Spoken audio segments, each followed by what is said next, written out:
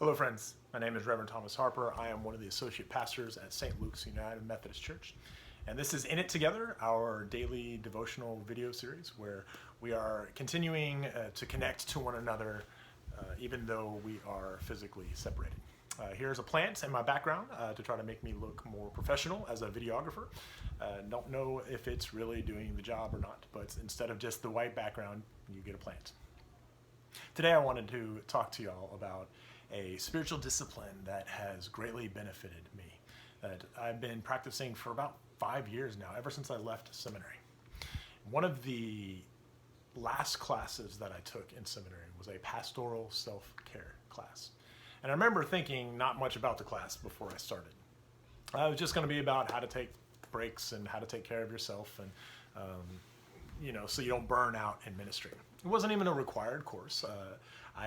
Looking back, I think it probably should have been, because it greatly impacted my approach to what spiritual disciplines are, why we practice them, and why they're a benefit for us. Because growing up, I had thought of spiritual disciplines as just something you're supposed to do to be a good Christian. You're supposed to read your Bible. You're supposed to go to church. You're supposed to pray every day so that you'll be closer to God, and that's what we're supposed to do as Christians. The Westminster Catechism of 1646 said, "The chief end of humanity is to glorify God and to enjoy Him forever." See, our job is to find Jesus and glorify Him part. But when it came to spiritual disciplines, I never got to the and enjoy Him forever part. It's under this realization that our ultimate joy, our ultimate desire is to know and love God. That's what we were created for. And everything else in this world is really secondary to that. So any joy that we have in hobbies or our job or in our accomplishments or even in our family, that is only a benefit to us as a secondary joy to our ultimate desire of our hearts in Jesus Christ. Everything else either brings us closer to God, and is therefore a blessing to us. And so if our job brings us closer to God, or our family brings us closer to God, or our hobbies bring us closer to God, then that is enriched by our first love. Anything else on the other side of things that brings us farther away from God is a curse and further separates us from our first joy.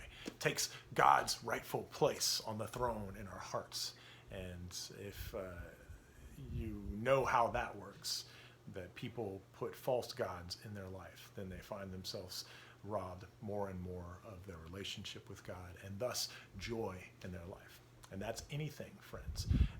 If your family puts in God's place in your heart, will end up being not a blessing for you. And so spiritual disciplines are more than just a way for you to be a better Christian. It helps remind you to put God in God's rightful place so that you can better enjoy all those other lesser blessings that God gives us in this world. With God first, then I'm free to understand that my love for sports is only as a means for my relationship with God. If I make sports my God, then I will be disappointed time and time again. And friends, that is with anything that you might put in God's rightful place. Richard Foster's well-known book, The Joy of Discipline, he talks about the slavery of ingrained habits in our lives. He wrote, "The purpose of disciplines is liberation from the stifling slavery of self-interest, of laziness, and of fear." I think it's really typical to just get in daily ruts. We are going and going, we're going to work every day, we've got our routines for the weekend, and we just get engraved in these ruts. And I thought, what better time for us to talk about starting new habits or breaking habits that we need to break in a time where all of our normalcy has been removed, all of our ruts have been broken down. And so friends, as I said at the beginning, what I want to do is I want to share with you something that I picked up from that class, that pastoral self-care class. And I started practicing this discipline as a means of beginning new habits and trying to break old habits that I needed to break down. And it started around this concept of what in your life gives you life. What a part of your normal day that is a blessing to you versus what in your daily life sucks the life from you. An answer to that may be traffic is a horrible life sucker during my day. And getting home and having my girls run up to me, yelling daddy and jumping in my arms, that gives me life. And this idea that we have things in our lives that give us life versus things in our life that suck our lives, but that we don't have to live in the places that suck our lives all the time.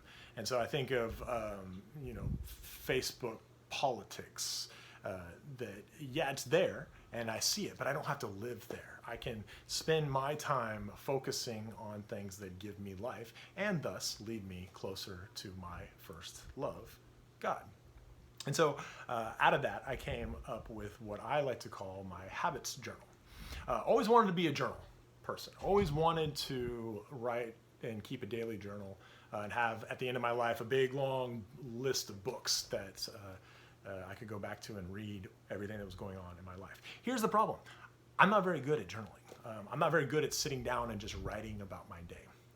And so this habits journal was a way for me to be able to do that, but also incorporate some of these spiritual disciplines that can help draw me closer to God, and in so doing, helped me put God in God's rightful place so that I can enjoy him forever and enjoy the things, the secondary things even better. So here's my habits journal. And what I did was I put images of things on the front that give me life and images of things on the back that suck life out of me.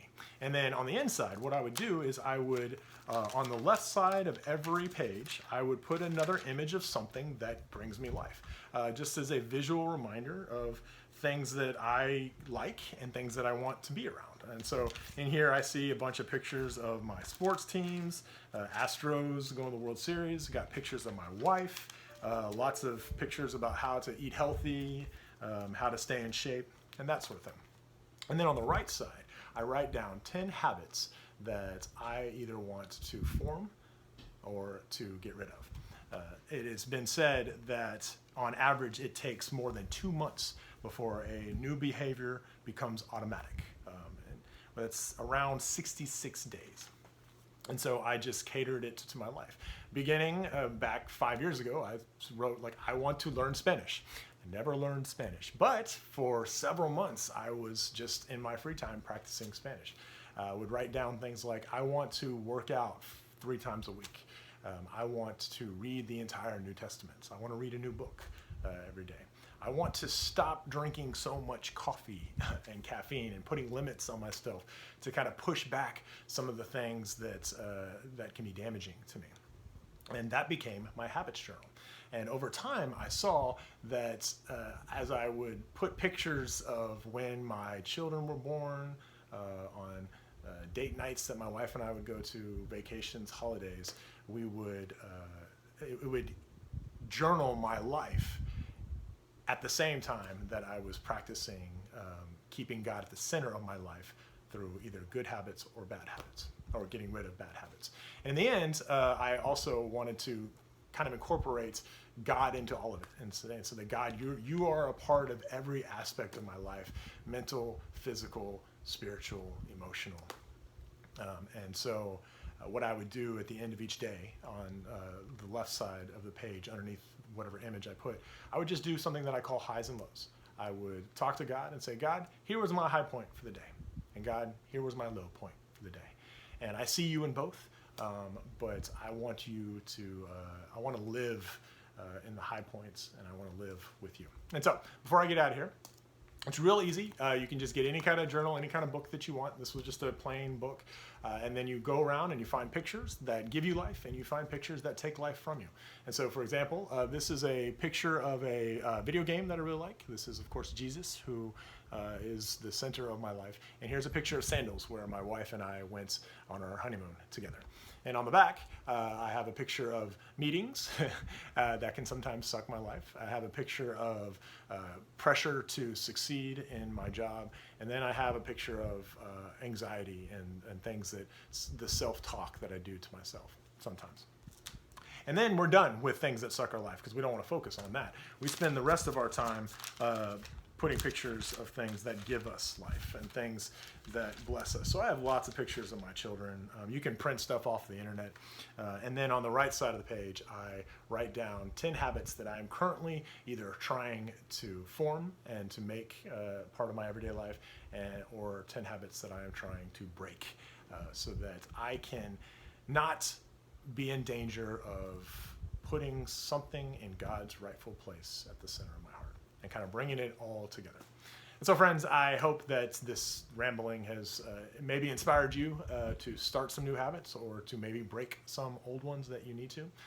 But just know that this will change and we will one day get past this, and how, in the meantime, we can find ourselves picking up new practices and maybe laying down some older ones. Take care of yourself, love each other well, and we'll see you again soon.